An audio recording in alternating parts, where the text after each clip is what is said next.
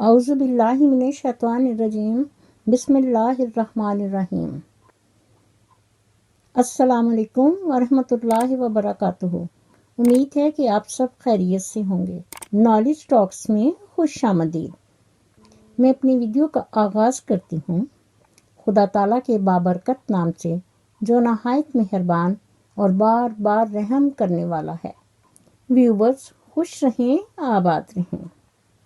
میری دعا ہے کہ اے اللہ تعالیٰ ہر آنے والا دن رحمتوں اور برکتوں والا ہو، اور اللہ تعالیٰ ہم سب کا ہمیشہ نگہباں ہو، آمین ثم آمین۔ میں نالج ٹاکس کی طرف سے مخاطب ہو کر کہتی ہوں، تو آئیے سنیے۔ اسلام کا ہم سکہ دنیا میں بٹھا دیں گے، توحید کے نعروں سے دنیا کو ہلا دیں گے۔ معزز ناظرین، اگر آپ میرے چینل پر نئے ہیں تو چینل کو سبسکرائب کیجیے اور ساتھ ہی بیل آئیکن کو ضرور پریس کریں تاکہ میری آنے والی ویڈیو کا نوٹیفیکیشن آپ کو بر وقت مل سکے، اور کومنٹ باکس میں اپنا فیڈ بیک ضرور دیجیے۔ شکریہ۔ ناظرین، آج میں آپ کو بتاؤں گی اس ویڈیو میں کہ اللہ تعالیٰ کی حکم عدولی اور نافرمانی پر کتنی عبرتناک سزائیں دی جاتی ہیں۔ انسان کو چاہیے کہ وہ ہر حالت میں اللہ تعالیٰ پر بھروسہ کرے اور جو اللہ تعالیٰ نے دیا ہے اس پر شکر گزار ہو۔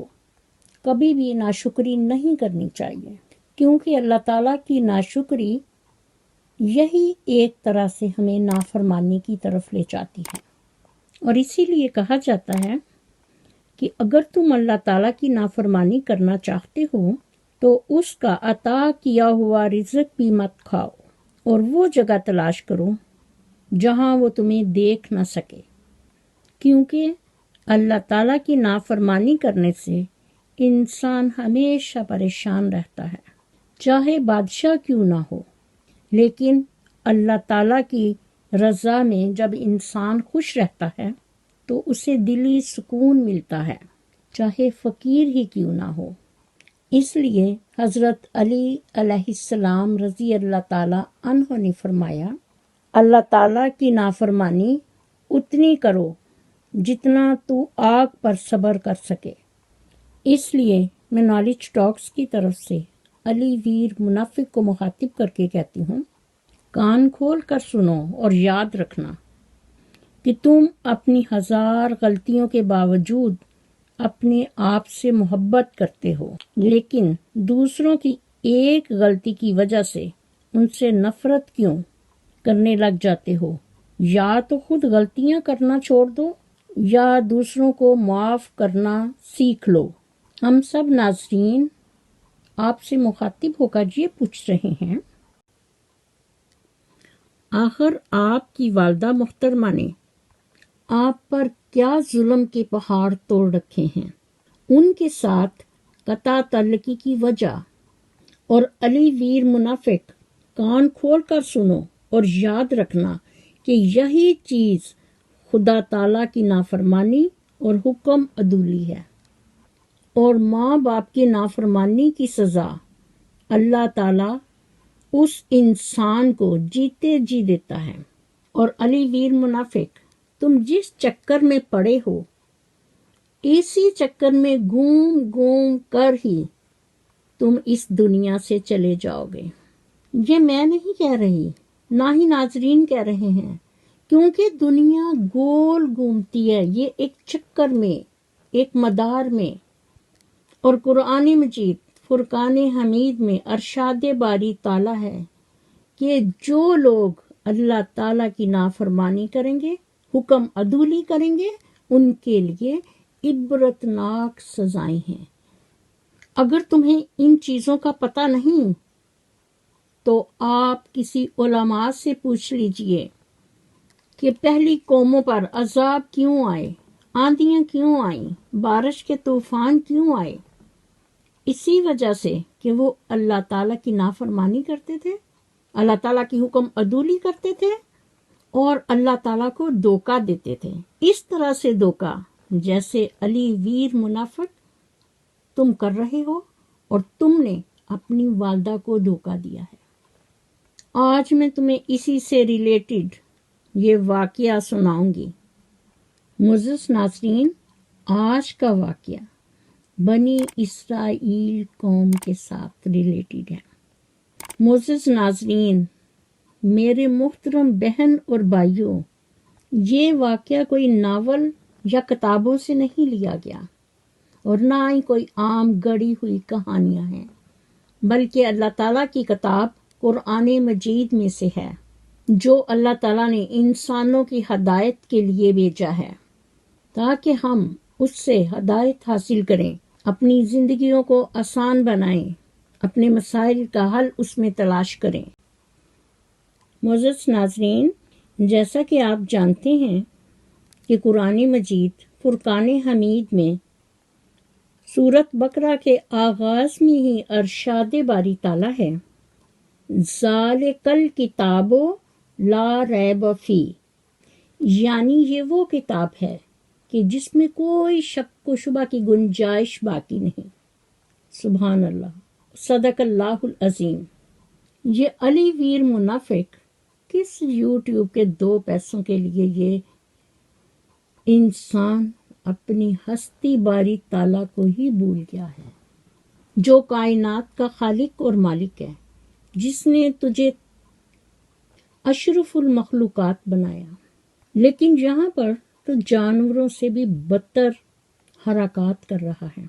معزز ناظرین، علی ویر نے اس دن اپنی کتی کو دودھ ڈالا اور پھر بڑے فخر سے بتا رہا ہے اور ویڈیو بنا رہا ہے کہ دیکھیں میری کتی دودھ پی رہی ہے، اور بڑے غرور اور فخر سے کہتا ہے کہ پتہ نہیں اللہ تعالیٰ کو ہماری کون سی ادا پسند آ جائے، اور جس والدہ محترمہ اپنی ماں کا دودھ اس بے غیرت انسان نے پیا ہے، اس سے اس کا یوٹیوب چینل چھین کر اسے گھر سے در بدر کر دیا ہے اور پردہ اسکرین سے غائب کر رکھا ہے۔ یہ ہے اس کا اصل چہرہ۔